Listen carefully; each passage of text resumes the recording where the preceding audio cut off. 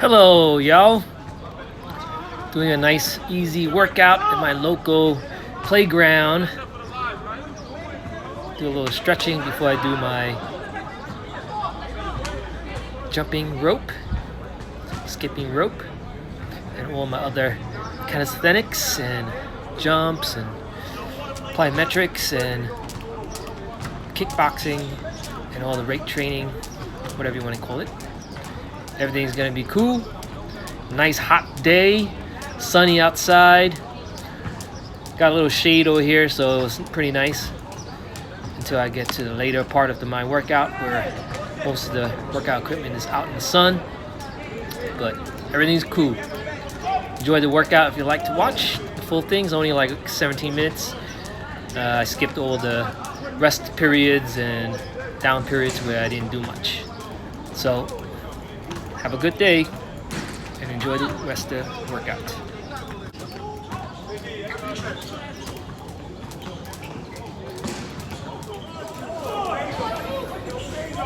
So a little wrist motion, getting into my skips, double round before I step back down, higher jumps, more intensity.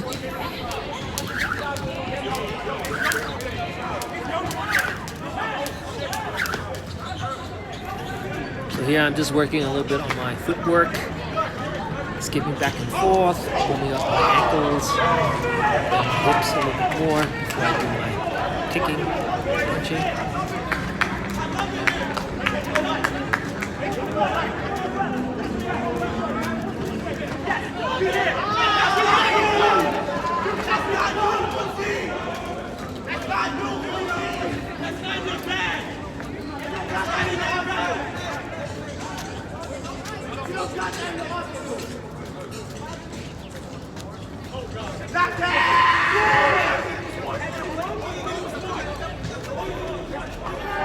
Stretching my neck, about to do a little bit burpees, push-ups into a jump squat. I love these.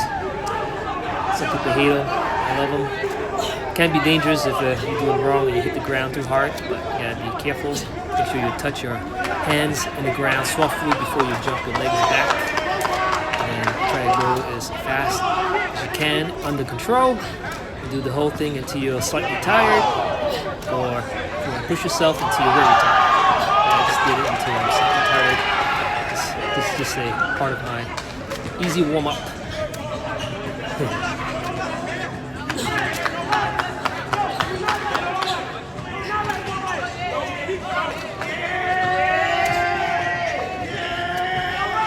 So I'm going into decline push-ups with my feet elevated behind me.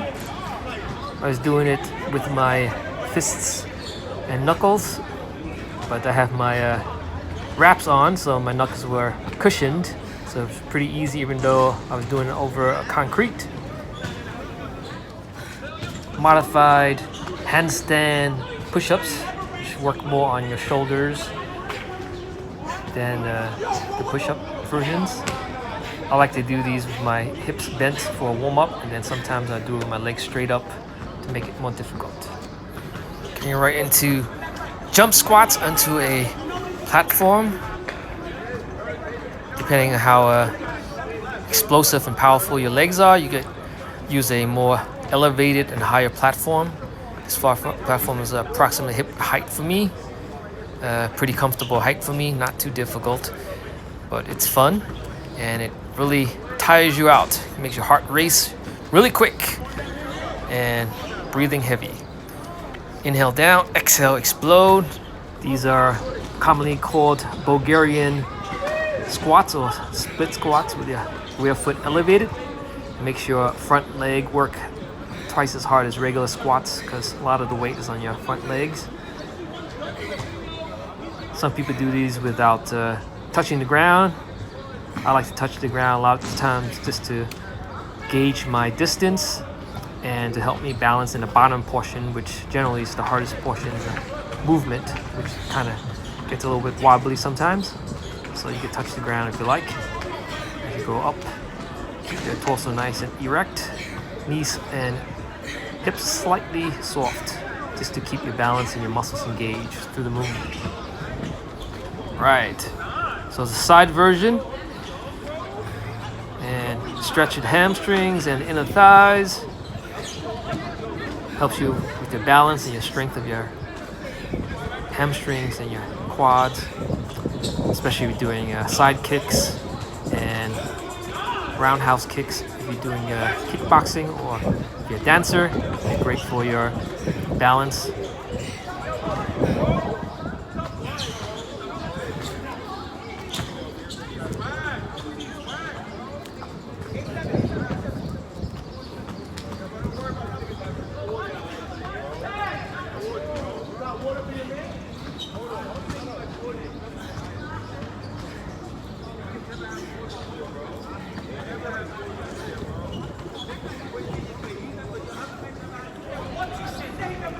So here I'm just doing my footwork for my kickboxing.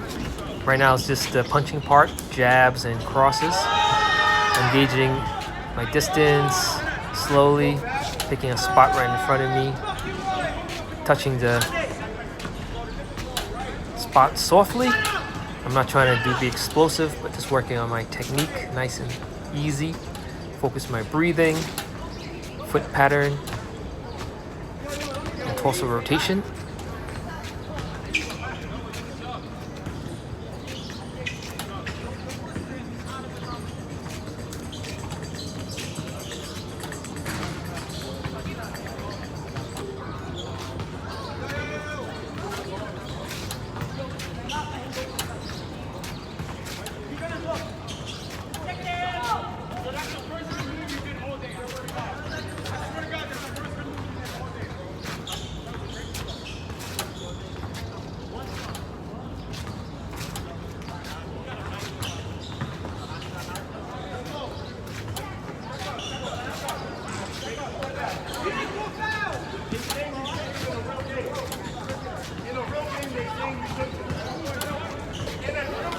So, a little downtime, stretching a little bit before I do my kicks.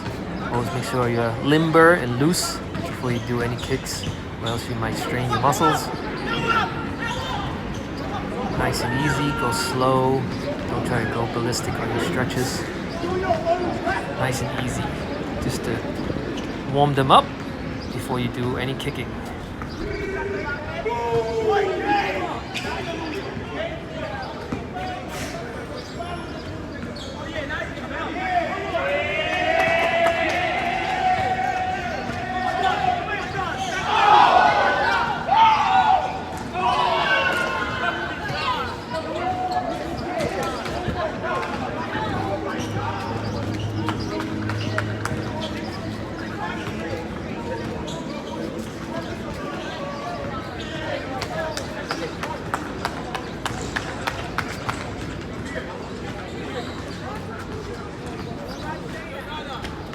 So just doing some front push kicks, aiming mostly in the center of the pole with the ball of my foot, kicking, pushing back, feeling the pressure, using my calves and hips, quads and glutes to push. A lot of times when you're kicking hard, sometimes pushes your whole body back and you could lose your balance. So this is just to practice precision and balance, going slowly. Now I'm going into roundhouse kicks. Since I'm hitting a hard surface, I generally use also the ball of my foot instead of using the top of my foot or my shins, which I generally use on a soft, heavy bag or a banana bag. Then you can hit a little bit harder with the top of your foot and your shins, but on a hard surface, you generally want to use the bottom of your foot so you don't hurt yourself. Nice and easy, side to side. Rotate your pelvis and pivot your foot as you kick. You can use your arms to counterbalance as you kick one direction, one of your arms goes the opposite direction. Here I'm doing stepping side kicks. I use my arms to flare out to create a little momentum before I hop my legs forward and use my side of my foot and the bottom of my heel to hit the pole or any surface you want to hit. Again, I'm hitting it pretty lightly since this is a very hard surface. I'm gauging my distance, working my precision, hitting, pushing back, and allowing the stable pole to push my whole body backwards as I hit. If you're hitting a really heavy surface or a really big person, if you're kicking them, a lot of times when you kick them, they're not going to move, you're going to be moved back. So you got to be able to prepare yourself. Stretching my shoulders a little bit before I do my pull-ups. I like to do different variations of pull-ups. This is the basic one, which is about shoulder width apart, palms facing forward, and my knees bent. Generally I exhale as I pull up and inhale as I come down. In the bottom position, I keep my head straight, and in the top position, I look up to make sure I'm going the right direction without hitting my head on the pole as you pull up. This version is palms facing backwards, and my knee now is going to be forward a little bit more, helps me balance a little bit more. As I pull up, this version works my biceps a little bit more than the last version. So I like this version because it's a little bit easier than the normal version. This is a side-to-side pull-up. My hands are a little bit wider, and I'm trying to pull my torso and head one direction to the center, then back to the other direction. Exhale up, inhale down, nice and slow. So this is a inverted row, basic one. Exhale up, inhale down. Try to keep your torso and your head and your legs fairly straight.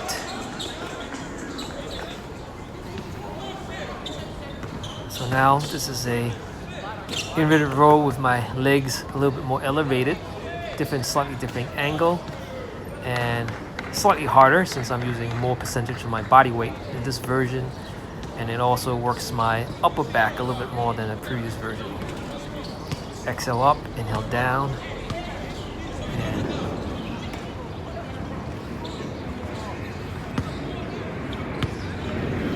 and so here I go into an incline push-up to a flat push-up into a dip. All three exercises work a lot of your chest muscles and your tricep muscles and your shoulder. The dips also work your lats a lot. I like doing variations sometimes just to have fun instead of doing a simple, straightforward exercise throughout the set.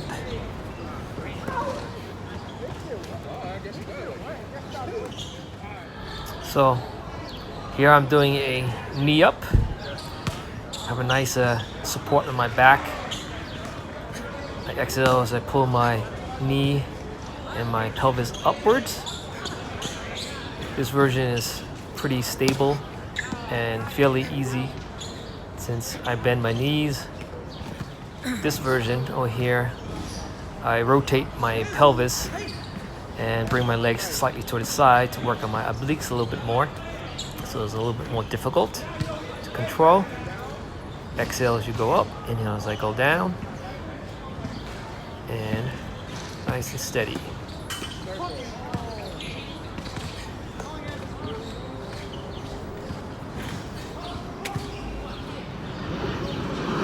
So the last version, similar to the knee raises, except this is a fairly straight leg version. A little bit more difficult since a straight leg causes a lot more pressure and weight on your hip flexor and your abs. So a little bit more difficult. Exhale up, inhale down.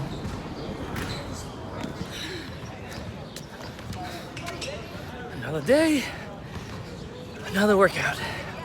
Doing awesome, feeling great.